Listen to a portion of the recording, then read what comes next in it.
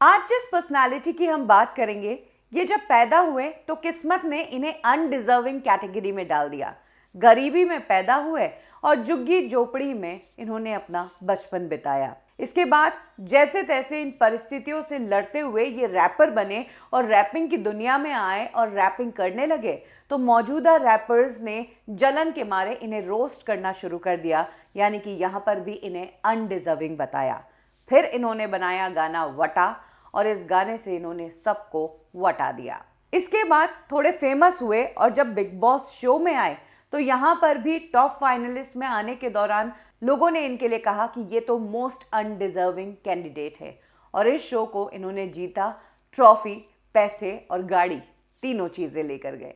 आप समझ ही गए होंगे मैं किसकी बात कर रही हूँ। आज हम बात करेंगे रैपर MC स्टैन की। MC स्टैन की लाइफ से जुड़ी वो बातें मैं आपको बताऊंगी जो आपने शायद ही सुनी होंगी। कब MC स्टैन को कई दिनों तक भूखा रहना पड़ा और सड़कों पर सोना पड़ा, क्यों MC स्टैन ने रफ्तार जैसे बड़े रैपर से गिफ्ट लेने से मना कर दिया और कैसे एक टाइम पर जिस MC स्टैन के पूरे परिवार का खर्चा चंद हजारों में हो जाया करता था, वो MC स्टैन आज 80,000 के तो बस जूते पहनता है।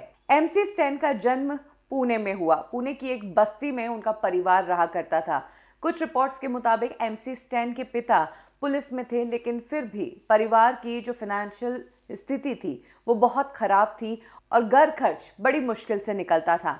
MC स्टैन का म्यूजिक की तरफ सबसे पहले झुकाव तब हुआ जब वो 12 साल की उम्र में कव्वाली गाने लगे थे। लेकिन इसके बाद जब MC स्टैन के भाई ने उन्हें हिप हॉप सॉन्ग और रैप सॉन्ग सुनाए तो फिर MC स्टैन का झुकाव इन सब चीज़ों की तरफ हो गया। परिस्थितियां ऐसी थी कि कई बार लड़ते थे, चीखते थे, चिल्लाते थे, लेकिन एक टाइम ऐसा आया जब MC स्टैन ने इन गरीबी की परिस्थितियों से समझौता कर लिया था। वो परिस्थितियों का कुछ नहीं कर सकते थे, लेकिन अंदर ही अंदर सोचते बहुत थे और इस सोच से उनके अंदर कई सारी चीज़ें, कई सारे इमोशंस पैदा हुए। इन इमोशंस को वो लिखने लगे सॉन्ग्स के रूप में और फिर ये इमोशंस रैपिंग के रूप में बाहर आए। पहली बार ईयर 2018 में MC स्टैन ने अपना एक गाना रिलीज किया जिसका नाम उन्होंने रखा अस्तगफिरुल्लाह। ये गाना उनकी अपनी लाइफ पर था। इस पूरे गाने में वो बताते हैं कि कैसे गरीबी देखी, कैसे उन्हें नशे की भी लत लगी, कैसे कई बार उन्होंने अपनी माँ को भी बहुत परेशान किया और वो इस गाने के ज़रिए अपनी माँ से भी माफ़ी मांगते नजर आते हैं। ये गाना लोगों को टच कर गया, लेकिन जिस गाने ने MC स्टैन को स्टार बनाया वो गाना था वटा। ये गाना इंस्टेंट हिट हुआ। इस गाने को YouTube पर मिलियंस ऑफ व्यूज मिल गए और MC स्टैन जो है वो स्टार बन गया। और जैसे ही MC स्टैन रैपिंग की दुनिया में बड़ा बनने लगा तब दूसरे रैपर्स MC स्टैन को अपने गानों के जरिए रोस्ट करने लगे, जिसमें से एक है एमिवे बंटाई, जिसने MC स्टैन को अपने कई गानों के जरिए रोस्ट किया।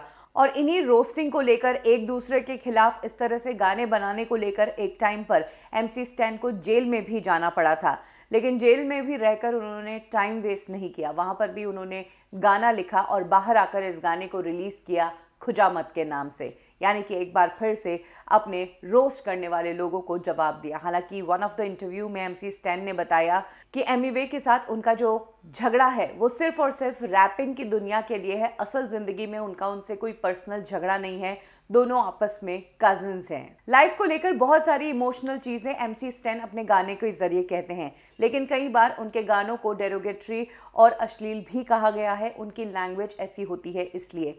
MC स्टैन सिर्फ इन्हीं चीज़ों के लिए जेल नहीं गए हैं, बल्कि एक टाइम पर उनकी एक गर्लफ्रेंड ने उनके ऊपर असॉल्ट का भी इल्ज़ाम लगाया था और कहा था कि MC स्टैन ने अपने मैनेजर को मुझे मारने के लिए भेजा, जिसके बाद मुंबई के अंधेरी में MC स्टैन के खिलाफ एक FIR भी दर्ज हुई थी। MC स्टैन का एक किस्सा ऐसा है कि जिस वक्त MC स्टैन अपना नाम बना रहे थे तब उन्होंने एक कॉन्सर्ट में रैप किया था और वहां पर रफ्तार भी मौजूद थे। रफ्तार ने MC स्टैन की परफॉर्मेंस देखी तो उन्होंने MC स्टैन को एक माइक गिफ्ट किया, लेकिन उन्होंने इस गिफ्ट को रिजेक्ट कर दिया। कहते हैं कि रफ्तार की आदत है कि वो अपकमिंग रैपर्स को प्रोत्साहित करने के लिए उन्हें गिफ्ट्स देते हैं, ये उनका रिचुअल है। लेकिन MC स्टैन को ये पता नहीं था कि रफ्तार का ऐसा रिचुअल है। उन्होंने बस ये कहकर इस गिफ्ट को रिजेक्ट कर दिया कि उनके पास ऑलरेडी एक माइक है, इसीलिए उन्हें माइक की ज़रूरत नहीं।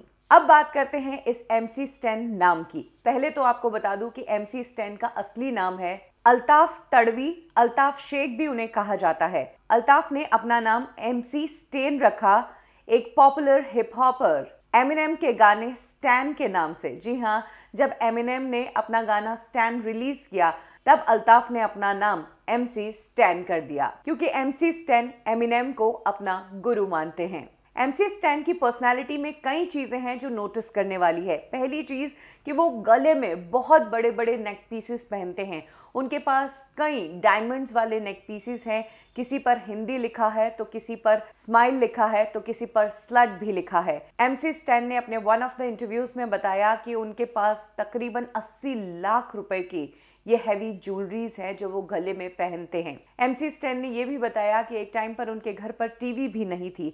हाल ही में जब वो बिग बॉस में आए तो उनकी मदर ने उनके घर पर 70,000 का टीवी खरीदा। वहीं MC स्टैन ने सेम डे पर 80,000 के तो बस जूते पहने हुए थे।